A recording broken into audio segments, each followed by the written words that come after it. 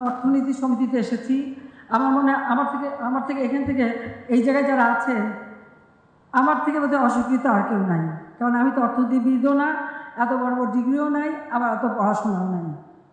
হ্যাঁ, আমি ঢাকা ইউনিভার্সিটির ছাত্রী, ঢাকা ইউনিভার্সিটি থেকে বিএ পাস করছি, মাস্টার্সের ছাত্রী ছিলাম, পরীক্ষা দিতে পারিনি। 75-এ যেহেতু আসতে পারিনি দেশে, তখন আর পরীক্ষা দেওয়া আমার হয়নি। কিন্তু আমি একটা জিনিস বুঝি, হয়তো অর্থনীতি অত বড় বড় সংজ্ঞা আমি বুঝবো না, কিন্তু আমি একটা জিনিস বুঝি যে মানুষের জন্য কাজ করতে হবে, মানুষ কি পেল সেটা দেখতে হবে, মানুষের কল্যাণে কি করণীয় সেটা করতে হবে, যা আমি শিখেছিলাম আমার বাবার কাছ থেকে। তিনি তো জেলেই থাকতেন, কিন্তু যখনই বাইরে থাকতেন আমাদেরকে গল্প করতেন যে প্রত্যেকটা গ্রাম তিনি কীভাবে সাজাবেন, প্রতিটি মানুষের ভাগ্য কীভাবে পরিবর্তন করবেন, কী করলে মানুষের কল্যাণ হবে। এবং স্বাধীনতা সংগ্রাম তিনি করেছিলেন, কিন্তু তিনি যে দেশটাকে স্বাধীন করবে এই প্রত্যয় ছিল তার। 1948 সালে যখন বাংলা ভাষায় কথা বলার অধিকার কেড়ে নেওয়ার চেষ্টা করেছিল ওই পাকিস্তানিরা, যার প্রতিবাদ তিনি করেছিলেন ঢাকা বিশ্ববিদ্যালয়ের আইন বিভাগের ছাত্র হিসেবে, সেই দিন থেকে তারপর তিনি যে গ্রেপ্তার হলেন, দীর্ঘদিন জেলে, ওই সময় তিনি সিদ্ধান্ত নিয়েছিলেন যে ওই পাকিস্তানিদের অধীনে থাকবো না, আমরা দেশ স্বাধীন করব। এবং সেটা ভিতরে লালন পালন করে ধাপে ধাপে এদেশের মানুষকে স্বাধীনতার চেতনা উদ্বুদ্ধ করে তিনি এগিয়ে গিয়েছিলেন এবং আমাদের মুক্তিযুদ্ধে বিজয় এনে দিয়েছিলেন। মূল লক্ষ্যটা ছিল বাংলাদেশের মানুষের আর্থসামাজিক উন্নতি করা। কাজে সেই কাজটা তিনি সম্পূর্ণ করে যেতে পারলেন না, কিন্তু তিনি তো পথ দেখিয়ে গেছেন এবং আমাদের প্রতিটি কাজের যে ভিত্তিটা সেটা কিন্তু তিনি তৈরি করে দিয়ে গেছেন। আমি যখন রাষ্ট্র পরিচালনার দায়িত্ব নিই এবং একটা বিষয় নিয়ে দেখি, প্রতিটি কাজ তিনি কিন্তু শুরু করে গেছেন।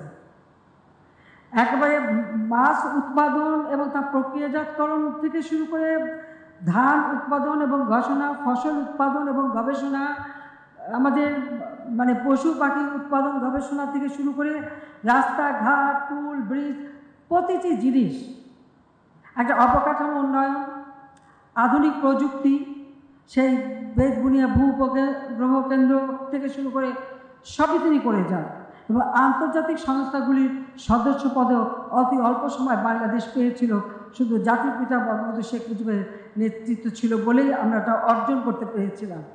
এত অল্প সময়ের মধ্যে এত কাজ করা, এত আইন পাশ করা, এত নীতিমালা বিধিমালা করা, এটা অসাধ্য সাধন তিনি করেছিলেন।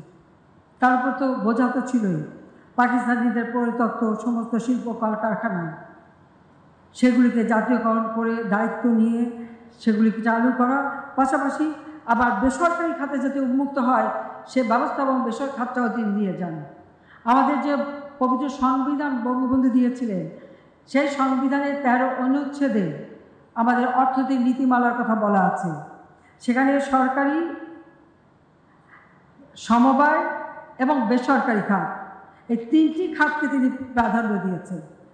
এবং আমাদের ফসল উৎপাদনের ক্ষেত্রে, উৎপাদন বাড়ানোর ক্ষেত্রে, যেহেতু আমাদের কৃষি জমি সীমাবদ্ধতা আছে, জনসংখ্যা বাড়ে, পরিবার ভাগ হয়তো জমির ভিতরে আল দিয়ে চাষ উপযোগী জমি কমে যায়।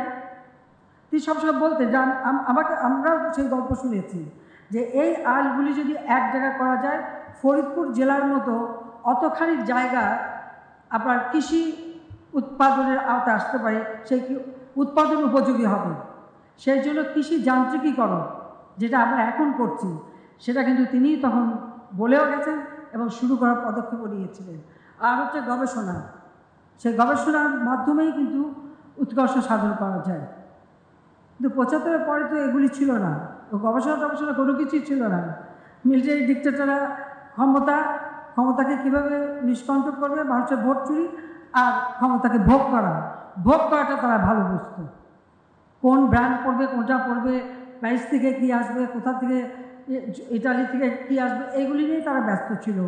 আবার পরবর্তীতে আবার একের পর এক আসে, আর এই খেলাই আমরা দেখি।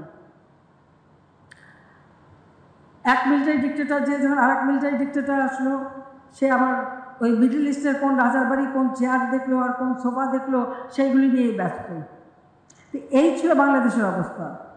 কাজে আমরা সরকারে আসার আগেই যখন আমরা বিরোধী দলে আওয়ামী লীগ দল হিসেবে আমরা কিন্তু তখন থেকে আমাদের কী করণীয়, আমরা যদি ক্ষমতা যে আমরা কী করব সেই বিষয়গুলি আমরা চিন্তা করেছি। আমাদের অর্থনৈতিক নীতিমালা প্রণয়ন করেছি, তাছাড়া আমাদের ঘোষণাপত্র গঠনতন্ত্র তো সেগুলি উল্লেখ করাই আছে।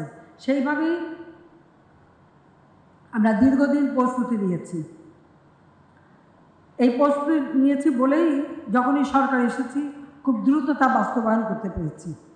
আর দেশের মানুষের ভাগ্য পরিবর্তনে আমরা সচেষ্ট হয়েছি এবং তার শুভ ফল আজ দেশবাসী পাচ্ছেন।